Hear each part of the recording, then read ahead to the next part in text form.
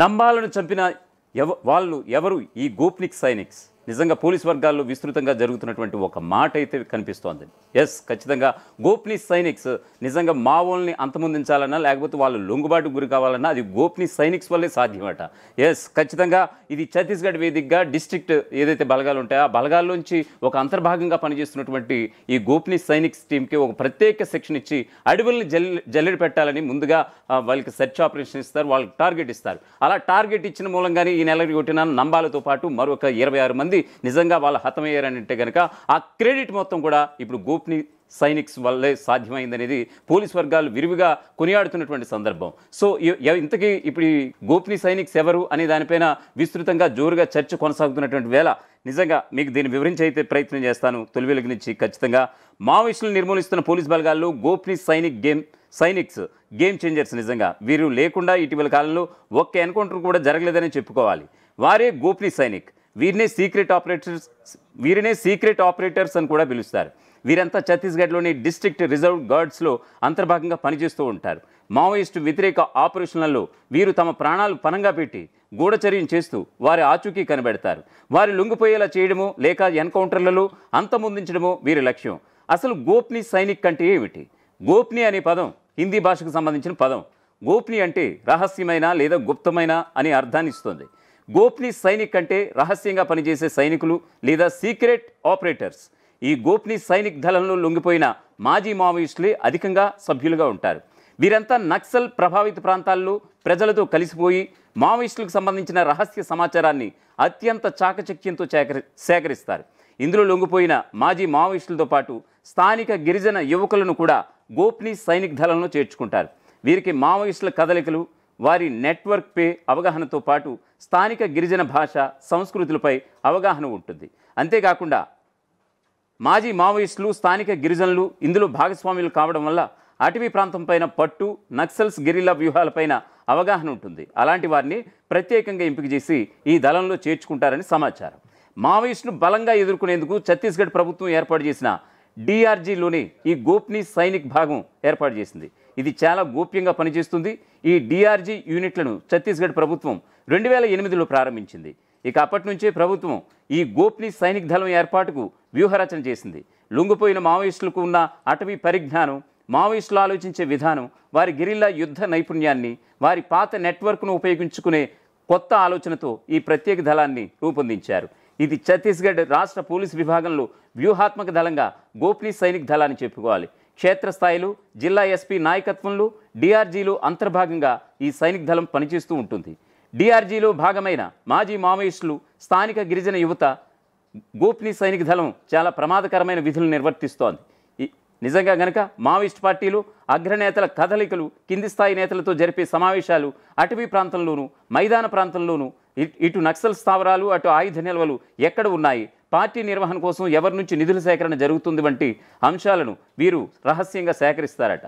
నక్సల్స్ భవిష్యత్తు ప్రణాళికలను, వారు చేపట్టే దాడులు వంటి వివరాలను సీక్రెట్గా తెలుసుకుంటారట.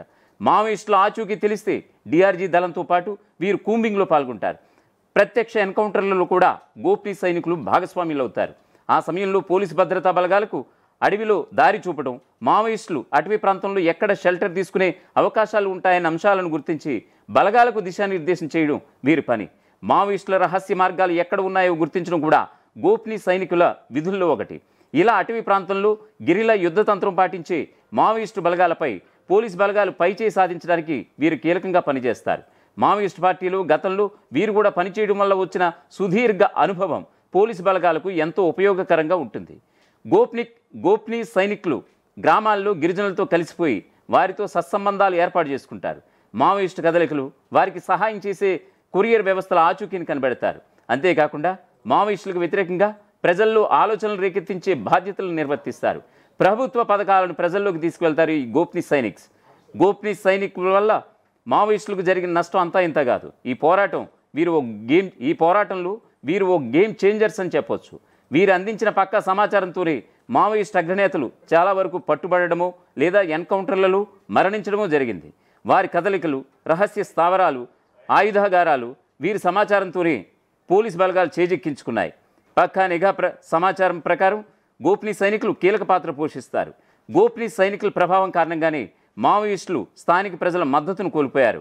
మావోయిస్టులకు నిధులు రాకుండా అడ్డుకట్ట వేయడంలోనూ గోప్నీ సైనికులు కీలకంగా వ్యవహరించారు. వారి ఆయుధ నెట్వర్క్లు నిధులు ఇచ్చే వ్యక్తులను న్యూట్రలైజ్ చేయగలిగారు. అంతేకాకుండా ఎన్నో ఏళ్ల నుంచి మావోయిస్టులకు పెట్టని కోటగా ఉన్న ప్రాంతాలను పోలీసు బలగాలు చుట్టుముట్టి స్వాధీనం చేసుకోగలిగాయి.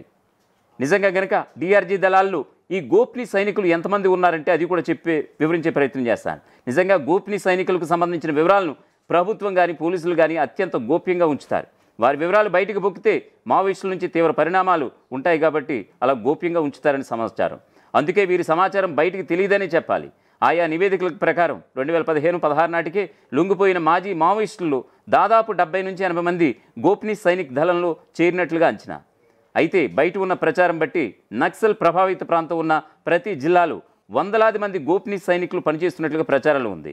మావోయిస్టు వ్యతిరేక పోరాటంలో గోప్నీ సైనికుల పాత్ర చాలా కీలకమని చెప్పాలి. ఎంతో ప్రమాదకర విధులను వీరు నిర్వర్తిస్తూ వస్తుంటారు. నిరంతరం ముప్పు పొంచి ఉన్న ఈ పనిని ఇప్పటికీ వీరు నిర్వర్తిస్తూనే ఉన్నారు. అయితే వీరు పొందే ప్రతిఫలానికి వారు చేసే పని చాలా ఎక్కువే. ఏదేమైనా వ్యూహాత్మక గోప్నీ సైనిక్ దళం మావోయిస్టులను న్యూట్రలైజ్ చేయడంలో ఓ గేమ్ చేంజర్ అనే చెప్పాలి.